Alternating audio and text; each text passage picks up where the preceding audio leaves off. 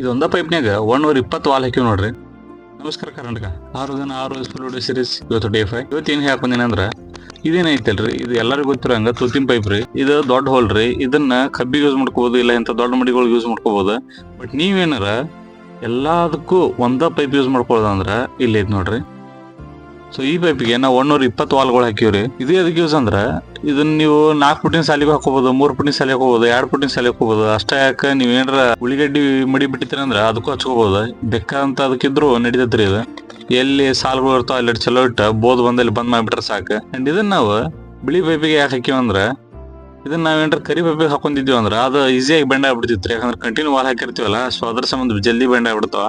ಇದು ಅದ್ರ ಬೆಂಡ್ ಆಗಿಲ್ಲ, ಅದ್ರ ಸಂಬಂಧ ಇಂತಾಕ್ ಹಾಕಿವ್ರಿ. ಅಂಡ್ ಇನ್ನೊಂದ್ ಥಿಂಗ್ ಏನಂದ್ರ, ಈ ವಾಲ್ಗಳು ಏನದಲ್ರಿ, ಇದನ್ನ ಸ್ವಲ್ಪ ಚಲೋ ಕ್ವಾಲಿಟಿದ್ದು ಹಾಕ್ಬೇಕ್ರಿ ನಾವು. ಯಾಕಂದ್ರೆ ಬಾಳ ವರ್ಷ ಬರ್ಬೇಕಾದ್ರ ವಾಲ್ ಹಗಲಿ ಮುಗಲಿ ಆನ್ ಮಾಡೋದು ಆಫ್ ಮಾಡೋದ್ರಿಂದ ವಾಲ್ ಜಲ್ದಿ ಮುರಿದು ಬಿಡ್ತಾವ. ಸ್ವಲ್ಪ ಚಲೋ ಕ್ವಾಲಿಟಿ ಹಾಕೋದ್ರಿಂದ ಜಾಸ್ತಿ ವರ್ಷ ಬರ್ತಾವ್ರಿ.